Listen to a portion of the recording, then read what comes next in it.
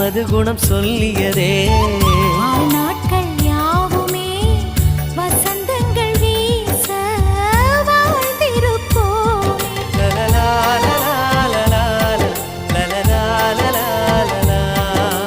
Happy new year வந்ததே.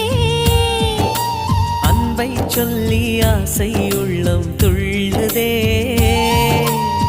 சூரியகாந்தி பூ போல முகம் மாறுதே, சுகம் சேருதே.